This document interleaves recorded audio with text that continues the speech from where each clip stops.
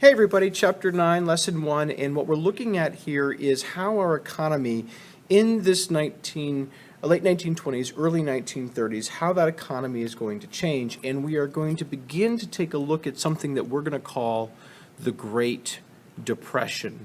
This time period between roughly 1929 and extending just about to 1940. And what we're going to look at here is how and what is going to be changing our economy over time. Is specifically, how will our economy go from being really awesome like it was in the 1920s to really depressed?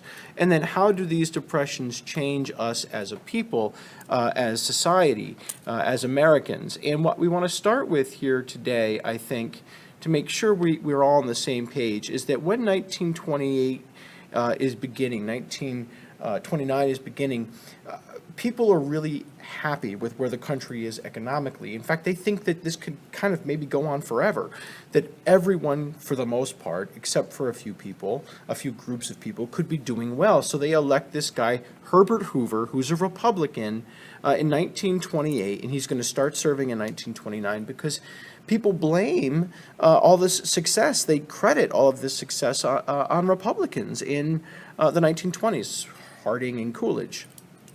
And so they want Herbert Hoover to continue with these two things I'm circling right there, laissez-faire and supply-side economics. Those were the two things that people really said Republicans did well in the 1920s for us to be successful as a people. And what's going to happen in the late 1920s is that a series of problems will occur, one after the other, after the other, after the other. By themselves, each individual one isn't all that terrible, but together,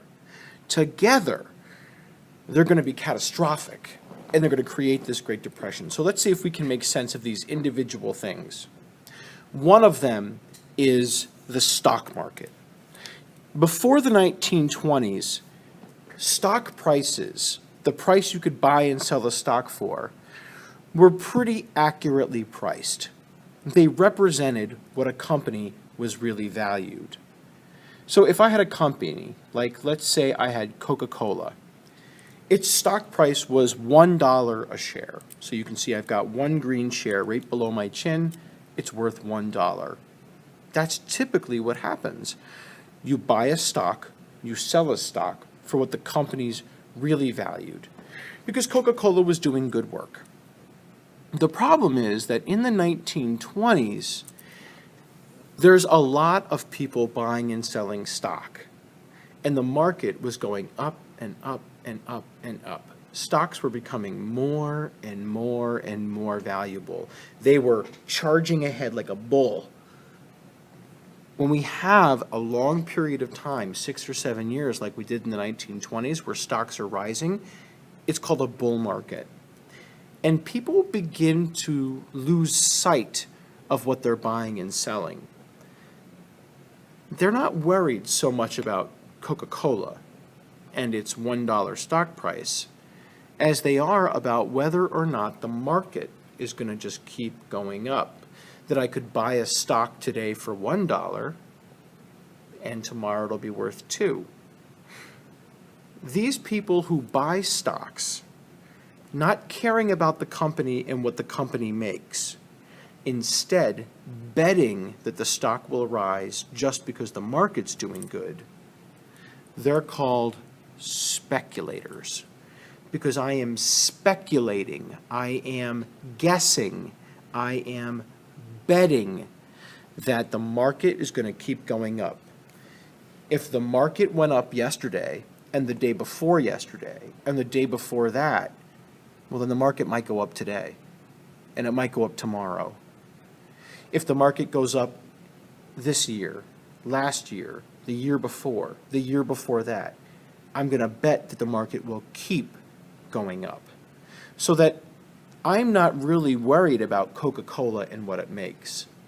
So let's say, I'll give you an example. Coca-Cola made $10,000 a couple years ago. Its stock value was $1 a share. Next year, Coca-Cola makes $11,000. The year after that, it makes $12,000. It's still making money, but that doesn't matter. What matters is that since I'm in a bull market, the stock value goes up. I don't really care about how well Coca-Cola is doing. What I care is that the value is going up. So what I bought for $1, I might be able to sell for $8 the year after, or $20 the year after that. It has nothing to do with the fact that Coca-Cola is making money. It has to do with the market going up.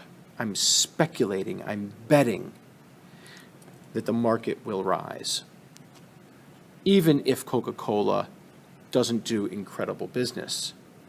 Lots of people want to take advantage of this, and so they start to take out loans to buy stocks. When you take out a loan from a bank to buy a stock, it's called buying stocks on the margin. I just highlighted it down below. I make a little down payment, I borrow the rest, I buy the stock, the market goes up, and I sell it, and everybody's happy. It looks like this. I have $5 to buy a stock. I borrow $20 from the bank. I buy that stock for $25. That's the 5 plus the 20. The next day, the stock market goes up because I'm speculating. I sell it for 30. So now I have $30 in my pocket. I have to repay the bank what I borrowed plus interest. So that's 30 that I have in my pocket. And I'm going to repay the bank the 20 I borrowed plus interest. Let's say it's $22. That leaves me with $8 in my pocket. Well, I started with 5. Now I have 8. So I made $3. That's my profit. And that's buying on the margin. And this is all well and good unless the stock market crashes.